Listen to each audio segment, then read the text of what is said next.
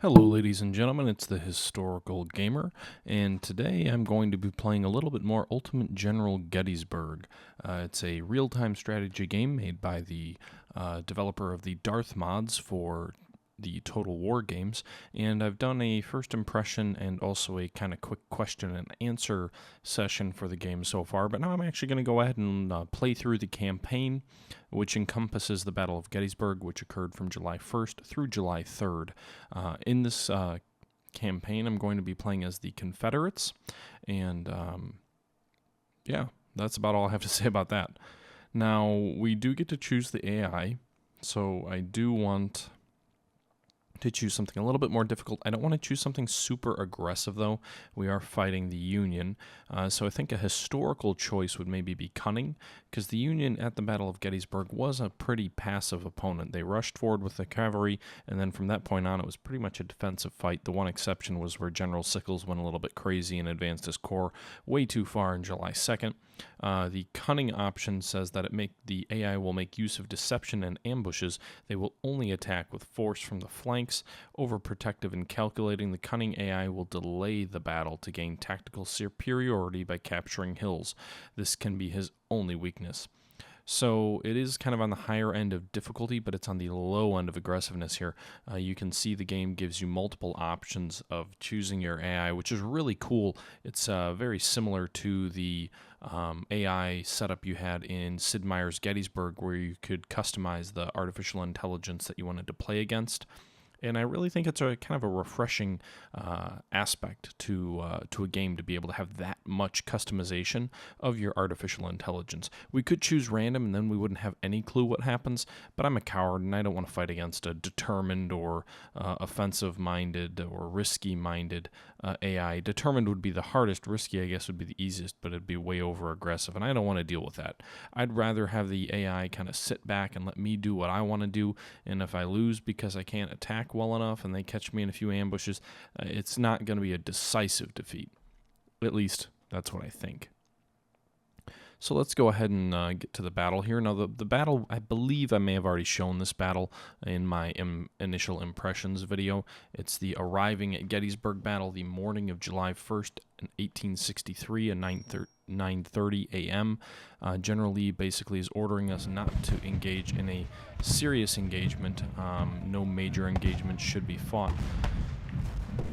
But we're not going to listen.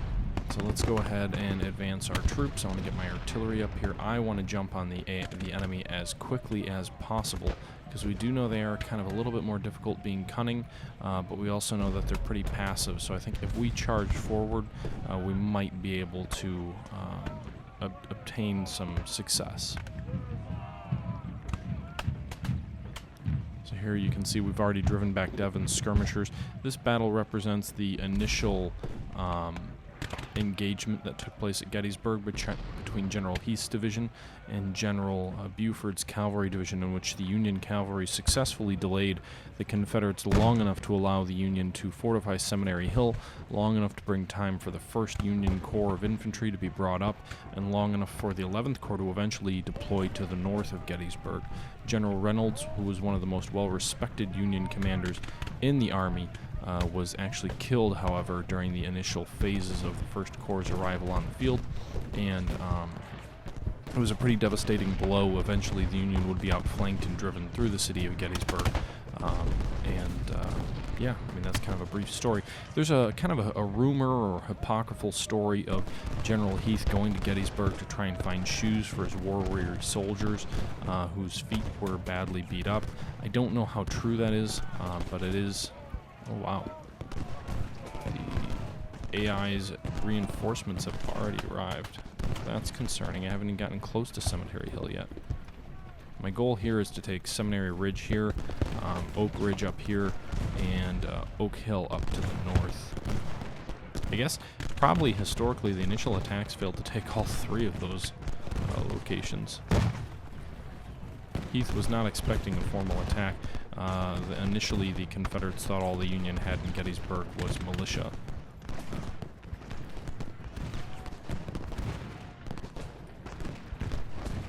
So you can see here we're driving forward, but the enemy does have reinforcements coming in. This is a very fast-paced engagement.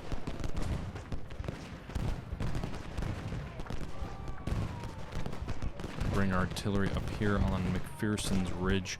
Now that we've captured some high ground, it'll be better to put the artillery to use against the enemy there. Now, cunning AI, I wouldn't be surprised if they tried to swing around my flank and take Harris Ridge behind my rear. But I'm just not too concerned at this time with that, or I'm just willing to take the risk. One or the other, I'm not sure which. I'm moving hill up because when AI, when you have the commanding generals very close into your infantry, they do much better in combat.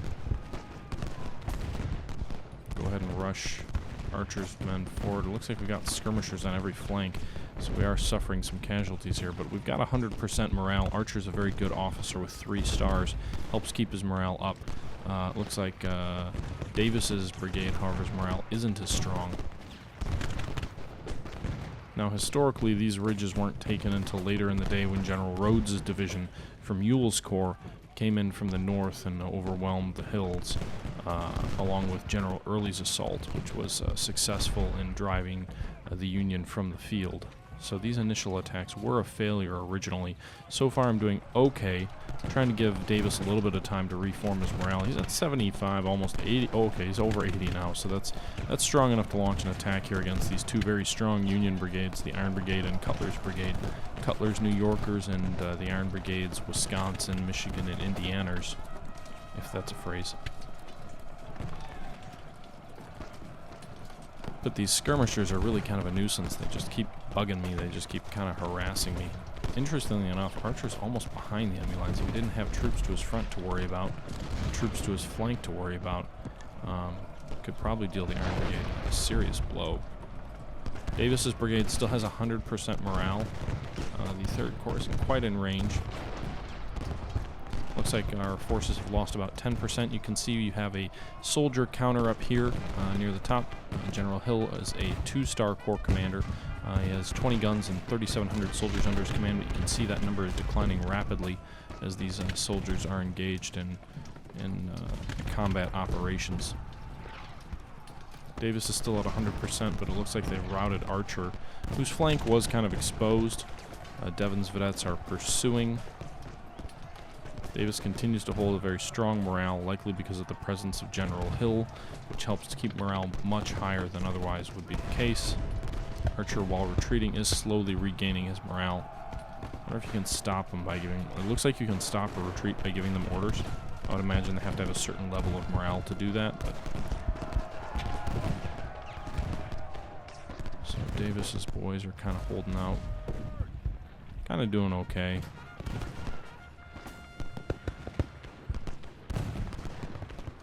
I'd be interested to see what casualties are right now on the Union side.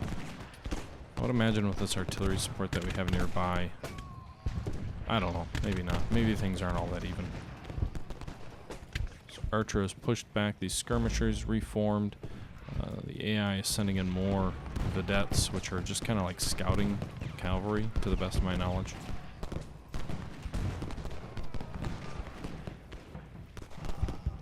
Halt there. See, there's a little bit of a delay between when you halt and when the men actually do stop. Doesn't look like there were any casualties inflicted on Gamble's boys.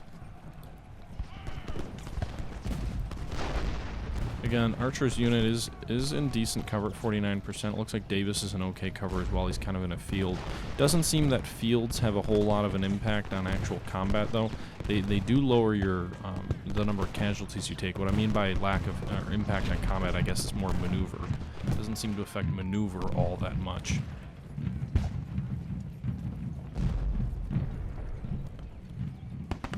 Okay, these skirmishers kind of pursue. Zimmerman's brigade is really doing all that I can to protect my flank. So we've got an artillery battalion coming in. I thought we were supposed to get infantry. I wonder if there's some variance to how reinforcements come in, or if the AI you choose affects reinforcements, because it seems that the U.S.'s reinforcements, the Iron Brigade and Cutler's Brigade, came in much quicker than they usually do, and my infantry reinforcements are not coming in as quickly as they normally do. You can see we've got artillery reinforcements, but I have no idea where my infantry is.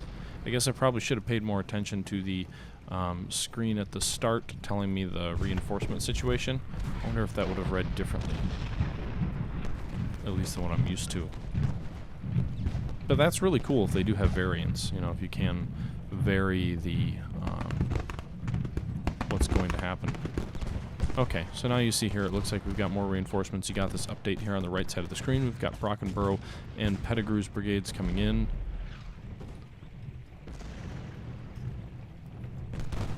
I'm going to deploy these guys. It looks like there's a hill right here, kind of on Archer's flank. So we'll deploy Wallace's battery there. We'll go ahead and deploy Rice's battery up here. And then Brockenborough's going to form up to the south of Archer, while Pettigrew is going to form up to the north of Davis on the Union flank.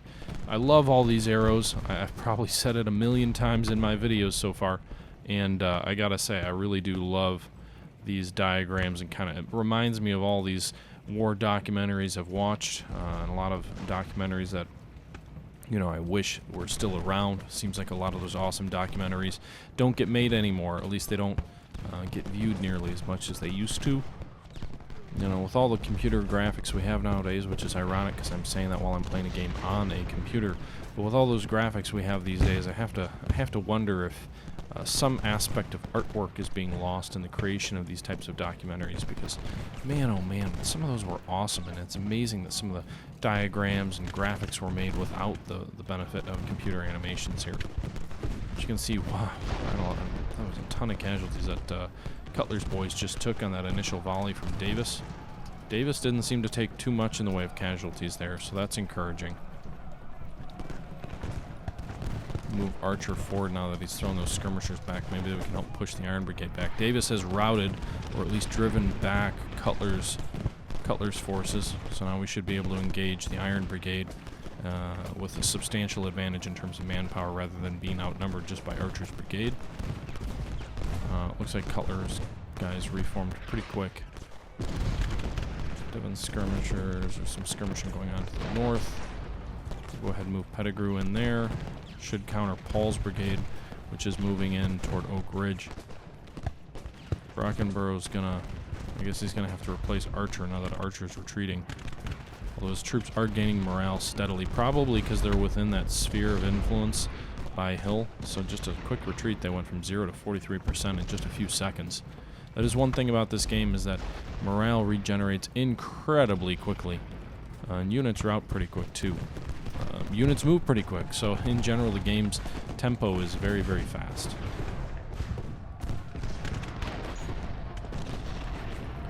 You guys are in good condition. Let's run you into position. Running is basically double quicking. It obviously affects the condition your soldiers are in. So here we go. Pettigrew's boys moving forward. Davis's troops pushing back the Union troops to his front. Paul's brigade couldn't have been engaged all that heavily.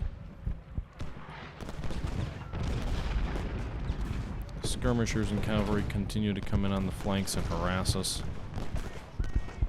We've got about 46 minutes left in the actual fight, not real time, but just sort of, you know, simulated game time.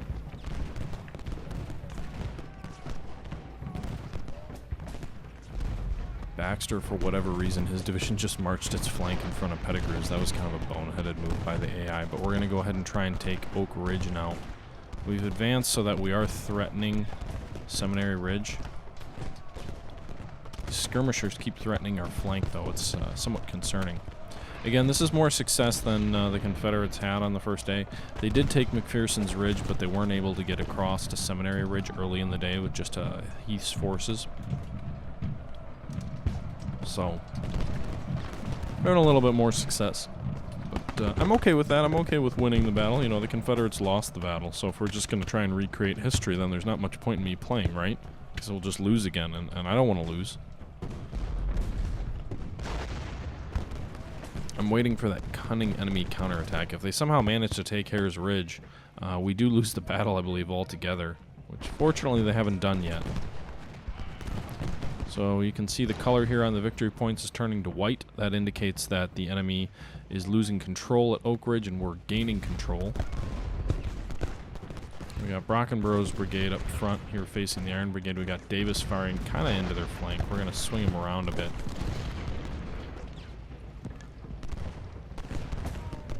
We'll move Pettigrew down to engage whoever these guys are who are firing into Davis's troops. Looks like Cutler's force.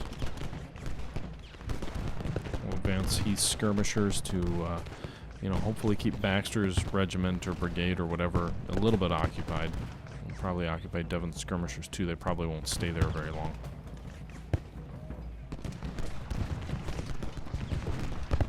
But Pettigrew has the advantage of very solid cover at 67%.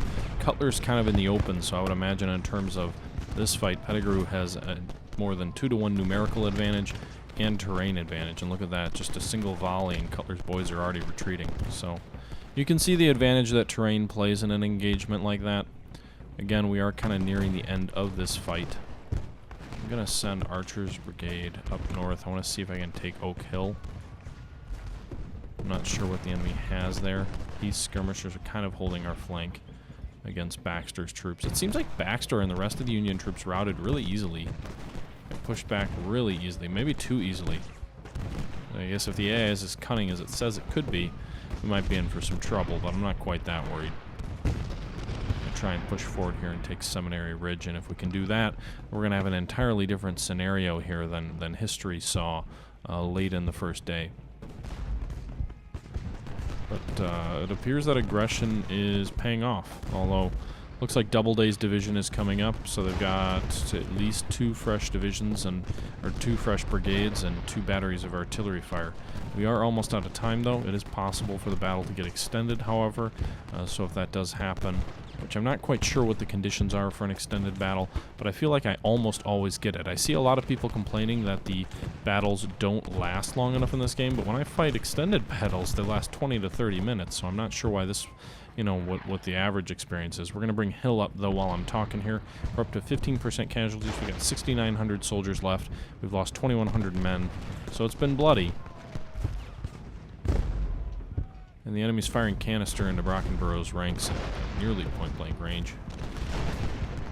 Hopefully Hill can raise the morale of these troops and bring in some artillery up to support as well. Probably a wise idea to halt Davis now that he's got at least 2 enemy brigades in his range. It'll be interesting to see if the enemy launches a fierce counterattack as Brockenborough's already breaking ranks and retreating. Although you can see he's retreating, but his morale is remarkably improving. Very rapidly. I don't normally see that. I think that, again, is because of the presence of General Hill. We're 5 minutes from the end of the standard scenario without the battle being delayed. I have a feeling we will be delayed. So we can see there Davis's men are retreating, but again, their morale is growing. I think, in my opinion, officers are overpowered a bit. It seems to me that units receive way too much of a morale boost just by having a single guy around. Bring Pettigrew down here. Archer's still marching toward Oak Hill. You can see he formed up into column formation just by himself. That seems to happen when you issue orders to make large-scale marches.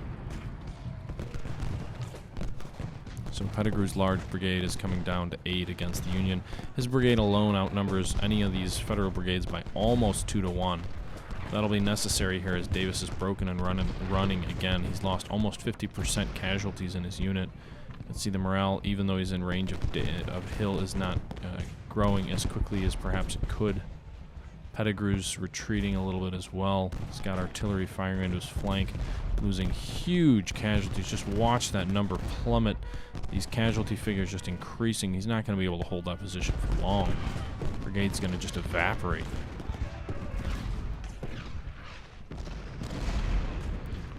Really need some artillery fire support. The enemy has retaken Seminary Ridge there. You can see we still hold Oak Ridge, and we're moving north to threaten Oak Hill. But we haven't taken Seminary Ridge yet.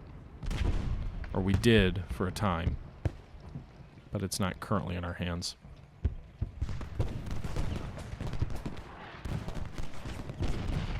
So So I'd imagine this battle is coming to a close very shortly. Losing lots of casualties again. Pettigrew's retreating, but you can see his morale is already back at 100%. So he should be able to reform and easily hold Oak Ridge. We're going to kind of keep Davis here on his flank with artillery as well. Brockenborough's brigade is losing pretty heavily, but at the very least it's tying up enemy troops. We might want to advance, though. Looks like they just have artillery to his front. I wonder if we can... I've never issued a charge before, but we'll see here. We just issued one. See, we fired off a volley here, and now it looks like we're running.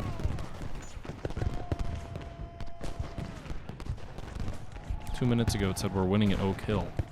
So I guess we don't hold Oak Hill, but now we do. I don't know. The enemy must have retaken it temporarily. So you can see Brockenborough charging forward, engaging these artillery pieces. And now his morale is at 0%, so his men are retreating. So, if, you know, charges can be broken and thrown back. Hopefully Pettigrew can hold his ground. Archer has taken Oak Hill, so at the very least, I don't think there's much of a chance the enemy retakes Oak Hill. So we'll have gained something. We've got the 500 victory points from Oak Hill. We've got 3,000 over here for Harris Ridge. We've got 1,000 for Oak Ridge. But if we lose the 1,000 of Oak Ridge, it probably isn't the end of the world. I'm just hoping we can hold out there. Pettigrew's got good defensive ground. He's got a lot of men. He outnumbers even these, almost outnumbers these guys coming against him. But they're all marching across over the open while Pettigrew is in reasonable cover. I guess maybe he should back up a little bit. Davis, meanwhile, is kind of holding firm.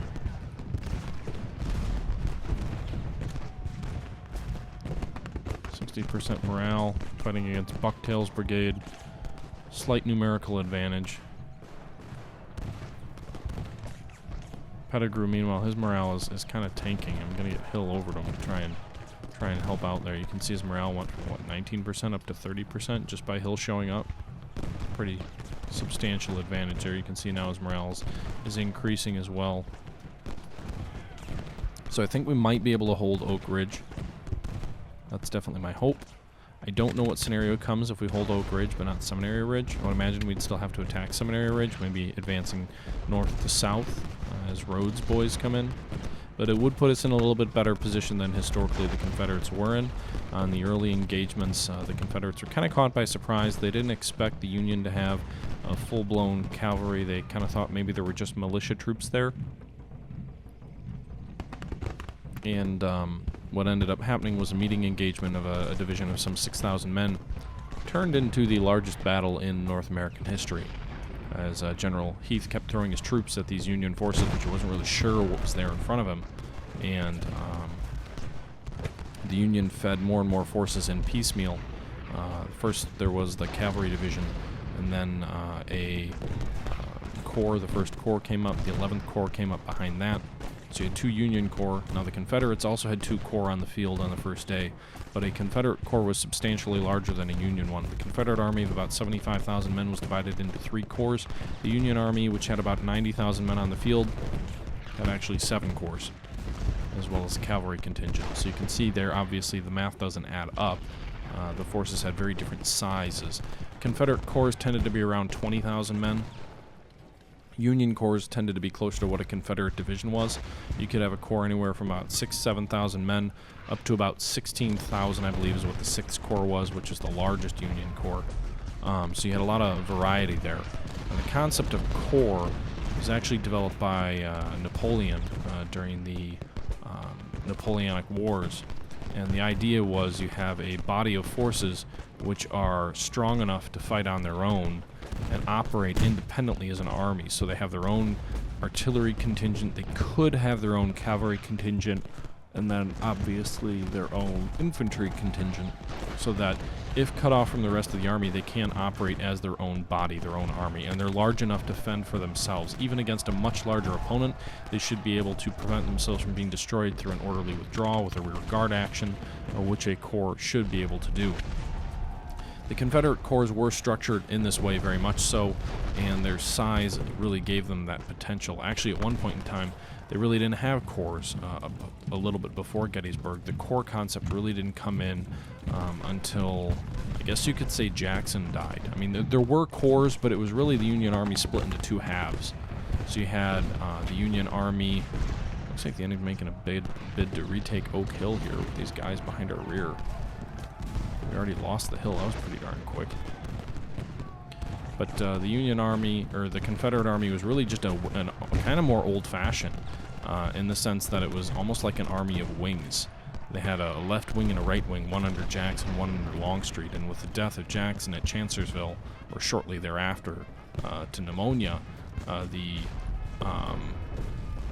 Confederate Army had to reorganize. And Gettysburg was actually the first time that the new Confederate organization was tested. And what they had on the field was 3 corps. You had General A.P. Hill, who was a trusted division commander for General Lee for a year or so prior to that. Very aggressive, but never as being in command of a corps.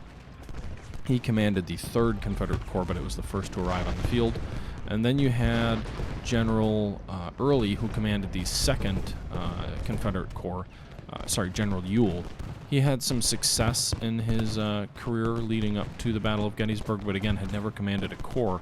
And then you had General Longstreet, who commanded the 1st Corps under General Grant. Oh my goodness, not Grant. General Lee. And he, I believe the 1st Corps was the largest corps. I don't know if his wing was stripped at all or if the army just as a whole was reinforced. But he commanded the 1st Corps, and he was kind of Lee's most trusted lieutenant by the time of the Battle of Gettysburg. But we'll continue this discussion another time. You can see here we won a minor victory. We took Oak Ridge, we took Oak Hill, and we took Hares Ridge we started with. The Union, however, held on to Seminary Ridge. We both lost about the same. The Union lost about 3,400 soldiers. 3,300 soldiers. We lost about 3,400 soldiers. You can see here the battle started at 9:30 a.m., ended at 13:50, so we did have an extended battle there. And the next option, the next battle, looks like it's going to be, let's see here.